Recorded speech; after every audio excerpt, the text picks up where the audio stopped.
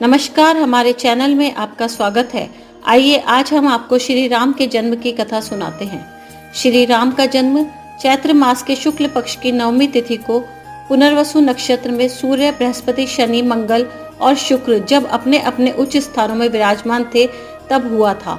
वाल्मीकि जी कहते हैं कि जिस दिन श्री राम का जन्म हुआ उस समय 5 ग्रह अपनी उच्चतम स्थिति में थे। कर्क लग्न का उदय होते ही महाराजा दशरथ की बड़ी रानी कौशल्या के गर्भ से एक शिशु का जन्म हुआ जो कि नीलवर्ण, चुंबकीय आकर्षण, अत्यंत तेजोमय, परम कांतिवान और सुंदर थे। महाराजा दशरथ ने पुत्र प्राप्ति के लिए यज्ञ किया।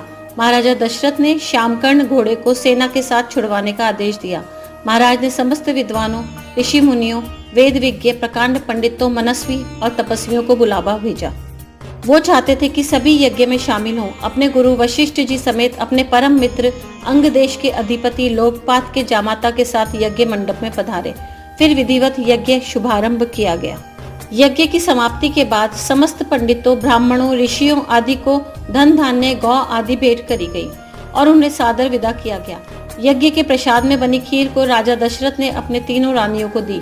प्रसाद ग्रहण करने के परिणाम स्वरूप तीनों रानियां गर्भवती हो गईं। सबसे पहले महाराज दशरथ की बड़ी रानी कौशल्या ने एक शिशु को जन्म दिया जो बेहद ही कांतिवान, नीलवर्ण और तेजोमय था। शिशु का जन्म चैत्र मास की शुक्ल पक्ष की 9वीं तिथि को हुआ था। इस समय पुनर्वसु नक्षत्र में सूर्य, बृहस्पति, मंगल, शनि तथा शुक्र अपने अपने उच्च स्थानों में विराजित थे। साथ ही कर्क लग्न का उदय भी हुआ था। शुभ नक्षत्रों में केकई और सुमित्रा ने भी अपने अपने पुत्रों को जन्म दिया। केकई का एक और सुमित्रा के दोनों पुत्र बेहद तेजस्वी थे। महाराज के चारों पुत्रों के जन्म से संपूर्ण राज्य में आनंद का माहौल था। हर कोई खुशी से गंधर्व गान कर रहा था। देवताओं ने पुष्प वर्षा करी और अप्सराओं ने नृत्य किया। महाराजा ने ब्राह्मणों और याचकों को दान दक्षिणा दी और उन सभी ने महाराज के पुत्रों को आशीर्वाद दिया। प्रजाजनों को महाराज ने धन, धान्य और दरबारियों को रत्न आभूषण भेंट दी। महर्षि वशिष्ठ ने महाराज के पुत्रों का नाम रामचंद्र, भरत, लक्ष्मण और शत्रुघ्न रखा।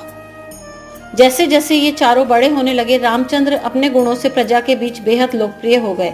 उनमें ऐसी विलक्षण प्रतिभा थी कि वो कम आयु में ही समस्त विषयों में पारंगत हो गए। वे हर बात में निपुण थे। उन्हें हर तरह के अस्त्र शस्त्र चलाने में पारंगतता मिली हुई थी। हाथी घोड़ों की सवारी में वे निपुण थे। वे अपने माता पिता और गुरुजनों का बेहद आदर करते थे और उनकी सेवा में लगे रहते थे। उनके तीनों भाई भरत, लक्ष्मण और शत्रुघ्न भी उनका ही अनुसरण करते थे। जब भी महाराज अपने चारों पुत्रों को एक साथ देखते, उनका मन आनंद से भर उठता था। राम में मौजूद गुणों के कारण ही उन्हें श्री राम और भगवान राम तक कहा जाने लगा। आगे चलकर राम के जीवन पर 2 पवित्र ग्रंथ लिखे गए, रामचरितमानस और रामायण। अगर आपको हमारे द्वारा सुनाई गई श्री राम की जन्म की कथा पसंद आई हो तो हमारे चैनल को लाइक, शेयर एंड सब्सक्राइब करें और बेल आइकन प्रेस करें।